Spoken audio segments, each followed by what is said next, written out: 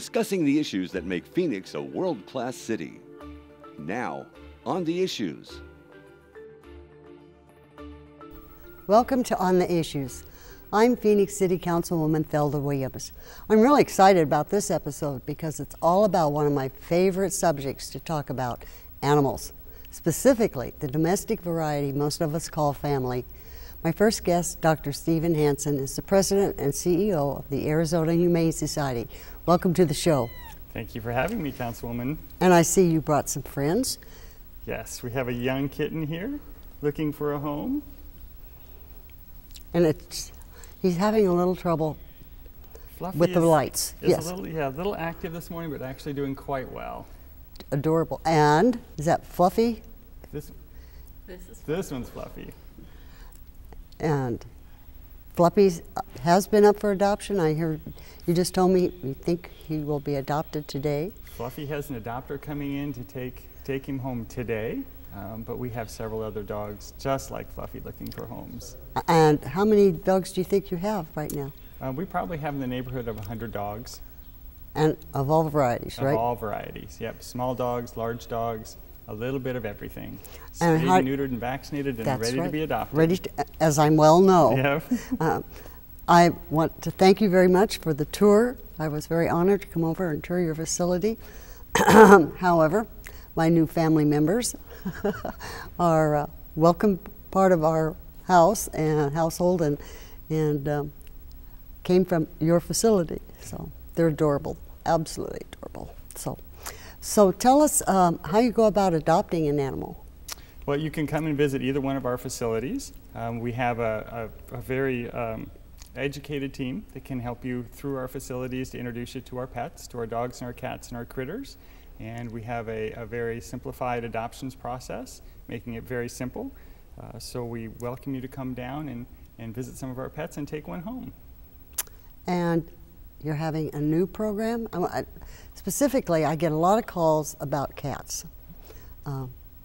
Most people are complaining. The neighbors' cats are feral cats, and I understand you have solutions to some of those problems. Could you tell me about them? I'd be happy to. We have launched 3 really very key solutions to helping get the cat population under control in Maricopa County. We have a lot of cats, a lot of free-roaming cats, a lot of cats in our shelters that need homes. So as a project with our Fix Adopt Save Alliance, we have partnered with specifically 2 other groups that are helping us with our free-roaming cats. That's the Animal Defense League of Arizona and Altered Tales. What we're doing we have a 3-prong approach, but for the young kittens, it's really 2 very important pieces. One of them is our kitten nursery, which we actually opened yesterday. We have a kitten nursery at our South Mountain facility, our Nina Mason Pulliam Campus for Compassion. We'll have 100 kittens in that nursery as of the end of the day today. So we will have lots of kittens available for adoption as the summer moves on, which is very important. And then we're also expanding our trap, neuter, and return process so that we can actually make sure that we control the feral population better. We're going to focus on 8 zip codes. Most of those zip codes surround our Sunny Slope facility. What we will do is expand our concentration to make sure that the colonies in those areas are well controlled. So the cats are spayed or neutered and vaccinated and returned to the colonies. And we will expand that as we move out from those 8 zip codes, again using our partners. So the Arizona Animal Defense League and Altered Tales are helping us make sure that we can adequately address all of the kittens that we have to. So if I call you and say, have a feral cat problem in my neighborhood, what happens next? Actually, what we would do in that situation is we probably would direct you to ADLA's website. ADLA does have a hotline that can help coordinate getting colonies spayed and neutered. They would then come in to us or to other locations, and then we would work with the colony givers to make sure those cats go back to those locations. If we have cats that come into our shelter that are not from specifically one of these zip codes that are free-roaming cats, we have a process for bringing them in, spaying, neutering, and vaccinating them then, and then we have a process for returning those cats to the environment as well. Is it costly? It is an expensive program. We're working in partnership with PetSmart's charities that will likely help fund this in a significant amount. So it is a costly process. It's costly to, first of all, it takes a lot of volunteer time. We couldn't do it without the enormous number of volunteers that we have and the other organizations have. So we need an enormous amount of volunteers and educated public on kittens. And then the spay and neuter surgery that's done either in our facility or one of our partner facilities, and then the process to return the cats as well. So it is costly, but with our kitten nursery, we hope to have a lot more cats that can be adopted. So the animals that are friendly, that we have room for, we'll put them up for adoption and get them through the normal adoption process. And what is the normal adoption process? Do they just call, make an appointment, or walk in the door? You can walk right in the door, yes. You don't need an appointment to come in. Our adoptions counselors are walking around our adoptions facility so they can interact with you. They can help direct you to pets if you've got questions. They can put you in get acquainted rooms so you can get to know a pet before you take one home. We try and make it as easy and friendly as we possibly can. If it doesn't work out, you can bring the pet back, no questions asked. If you need a refund, we will do that as well. We're so confident that you're going to enjoy the pets that we're willing to take special measures to make sure that it's a happy, loving experience.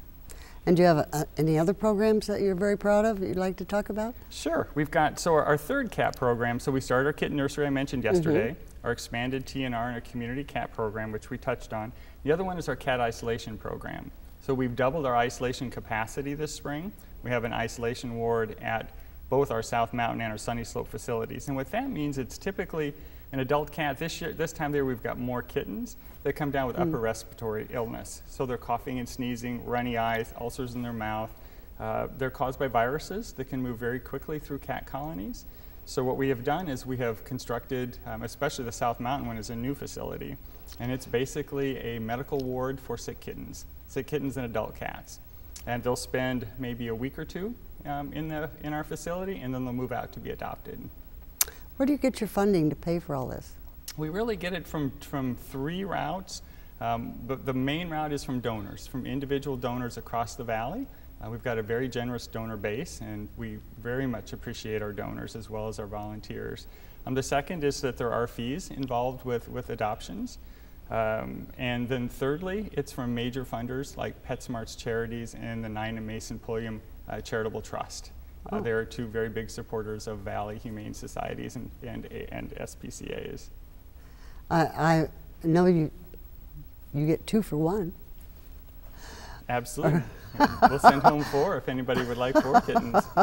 I was amazed at not only the number of volunteers, but they are very knowledgeable and just super to work with. They're very patient, not only with the animals, but with potential parents like I was, and it was amazing that they just got me through the process, and we went home happy. So I want to commend you. You must have some type of a training program for your volunteers.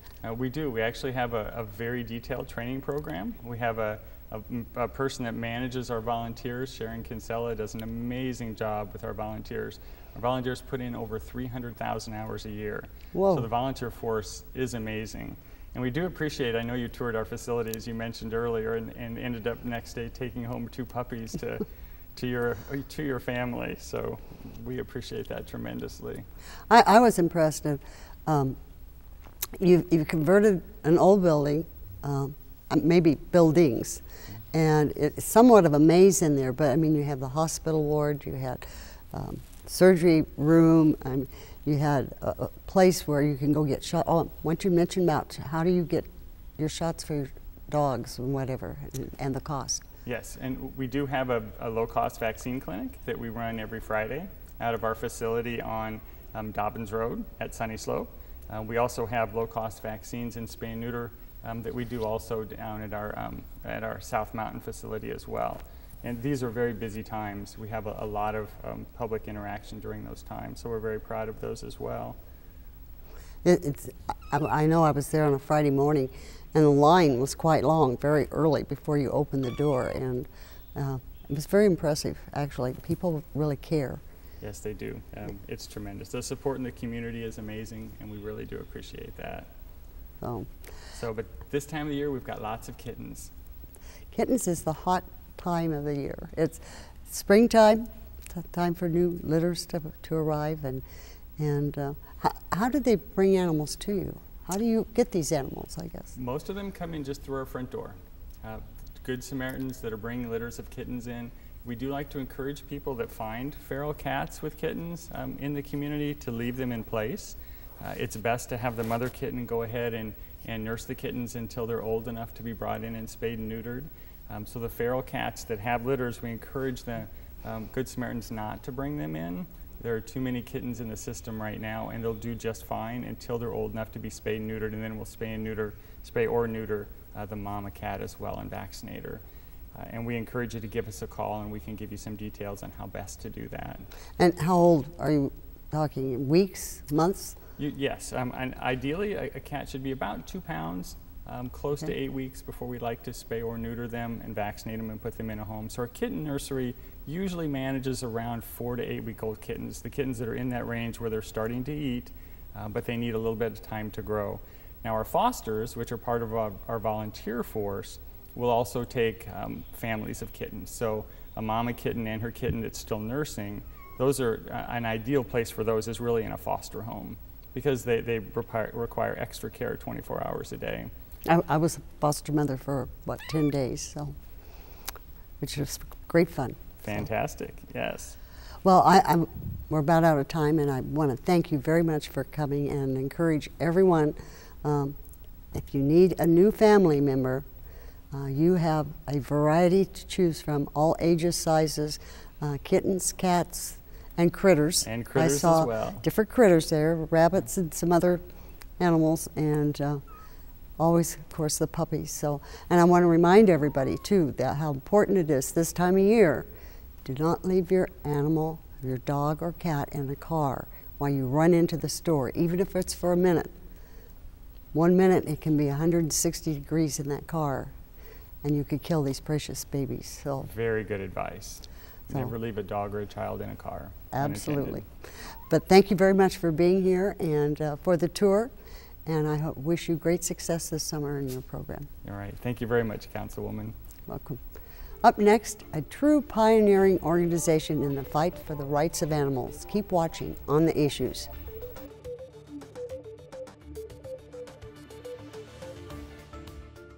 What would you do if you saw a dog, a cat, or a horse that looked like this? Animal cruelty and neglect is a crime that needs to be reported. I'm Councilwoman Thelda Williams, here with my rescued pets, Henry and Cheyenne. And I'm Councilman Michael Nowakowski, asking for your help. If you ever suspect animal cruelty, call Crime Stop, the Arizona Humane Society, or the Sheriff's Office. Animal cruelty is a crime. And together we could stop it. It's one of the oldest and largest no-kill animal shelters in Arizona that has grown from humble beginnings to a first-class campus for care and compassion. Joining me now is the President and CEO of the Arizona Animal Welfare League and SPCA, Judith Gardner. Welcome to the show. Thank you very much. It's nice to be here. Tell us about your organization. Well, as you said, we were founded back in 1971 by Amanda Blake, who was on Gunsmoke. Many people, younger people probably don't know, but we remember Miss her. Kitty. Miss Kitty. And we've now grown into a much larger organization. We did about 4,500 adoptions last year. Whoa. And we moved into our new building about 2 years ago. We've got a beautiful, beautiful new building right on the corner of Washington and 40th Street.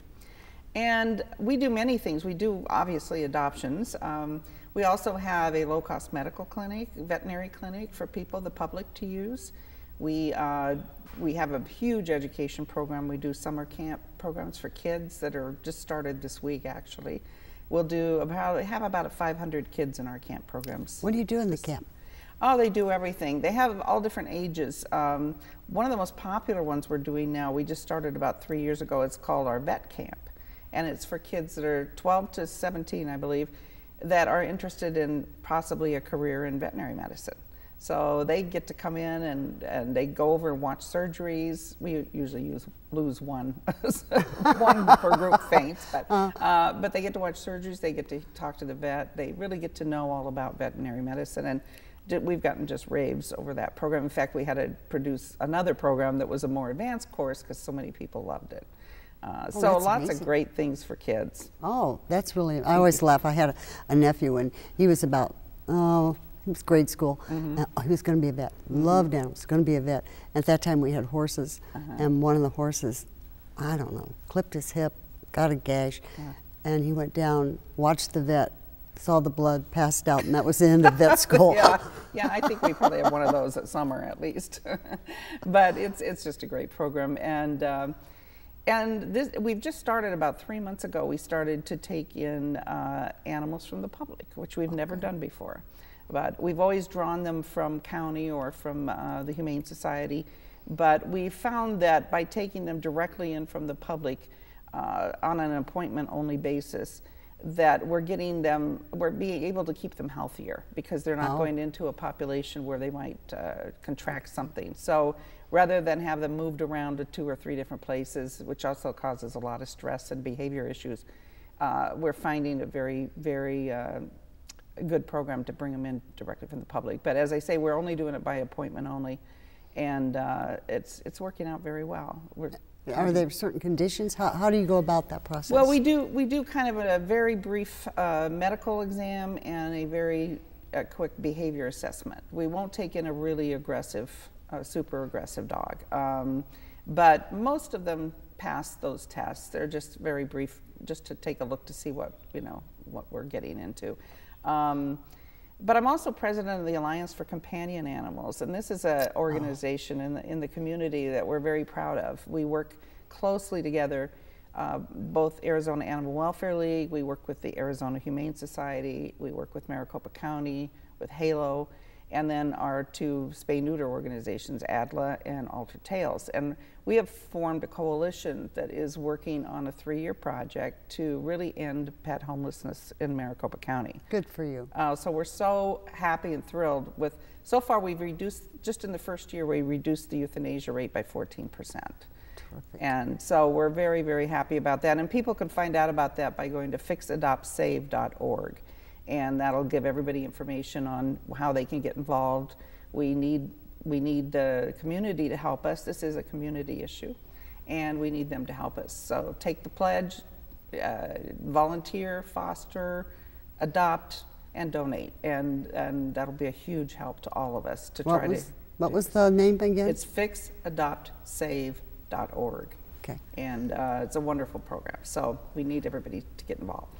So you said, how many dogs do you adopt out a year? 43, well, it's 43 something, 43, 47, I think, last year. So how do you go about adopting a dog from you? Well, we have our adoption counselors that work with whoever comes in, and we find out kind of what their lifestyle is, what they're looking for, and then we know our animals very well. We know them.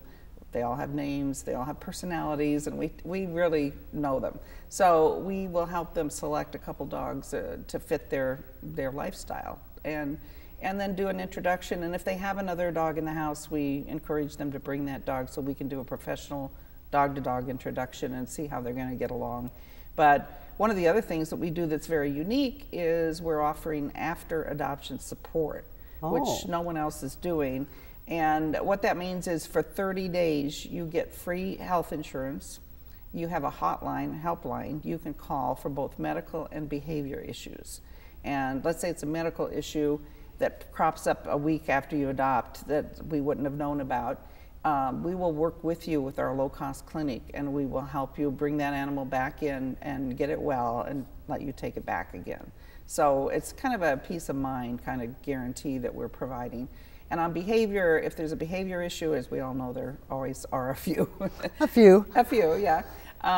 They can call the helpline, and our behavior experts will either give them advice, or they might suggest they go to a certain kind of training course, or just give them tips on how they can adjust the behavior. So we want to make sure that transition is really, really good.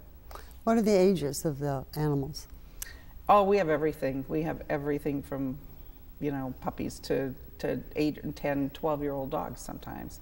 We had a 12-year-old dog a couple of years ago when the housing situation was really bad, and they had adopted that dog from us as a puppy. Oh. And they had to move into an apartment because they lost their home. And it was so many broken hearts. I mean, a lot of tears.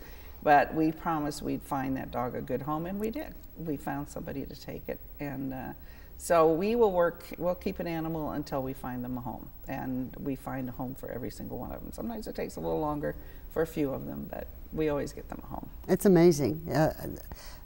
I'm not sure who adapts first, the animal or the owner, the new owner. I sometimes think I'm the one that's adapting, not the dog. Right.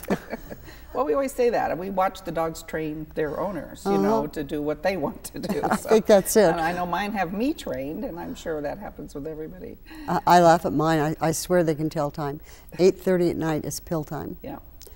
Because I give pills and a little chunk of liverwurst, which I know I shouldn't, but No, but they line up at 8:30. It's like, okay, it's time. You know, they're so funny. I have a friend who convinced their dogs that ice cubes are treats, which I thought was brilliant. That is brilliant. It's brilliant. They line up by the freezer every night and then wait for their treats. Oh, so they're free, and I mean, what a great idea that was. Well, my one has a thyroid problem. Oh, yeah. And she can't dig it out of liverwurst. It's too sticky. Oh, yeah. But then I learned you can't just do one. So that, you know, I had 5 line up. Yeah, now, of course. Pups, less than a month, they've been there and they're already right there. They know, yeah. That's something they So, what do you have, anything new that you want to tell the audience? And well, I mean, how can they help you? How can they volunteer? Yeah, fostering is a really important aspect right now because of kitten season. We have about 300 kittens in foster right now, and we have more coming in every day. I mean, hundreds. So we need people to take them for just a couple weeks. It's a great way to get involved without having to make a long-term commitment. Take a few kittens, 2-3 weeks, fatten them up, and get them up to 2 pounds, and then bring them back. We'll spay neuter them, and then we'll put them up for adoption. So fostering puppies, kittens. Sometimes we'll have a dog that had surgery, or an older dog perhaps, or a bigger dog that has had surgery or medical treatment and needs a home just for a few weeks to recover. So those foster families are really important to us. And volunteers, we have about 500 volunteers. You can go on our website, aawl.org, and there's all kinds of information and a form to fill out if you're interested. We do a volunteer orientation meeting about twice a month. So people come in and find out what it's all about, take a tour of the facility, and then if they're interested, we'll match them up with a task that they really want to do. So how many hours would you work a week? It's up to the volunteer, really. They can do whatever they want. We do ask for a commitment, about a 6-month commitment, so that we can count on them. But even if people just have a few minutes, I mean, we have people that come in and just cuddle cats, and we need that. Those, cats need to be socialized, as do puppies. So we need people to just come in and pay attention to the animals. Just give them some love and take them out in the play yards and throw a ball. And so, yeah, there's something for everyone, believe me. Well, I want to thank you for coming today and for all that you do. Oh, thank you. You are such an asset to this community, and not only do you save so many animal lives, but I think the fact that you get so many people involved. The compassion is contagious. It is, and we have wonderful, wonderful people. And you connect it with animals, and it just makes the world a better place. It's a happy place to be. Thank you very much. Thank you. That's all the time we have for this month's On the Issues. If you have any questions or comments about the show, call my office at 602-262-7444 or visit my website at phoenix.gov/District 1. We'll see you next time on The Issues.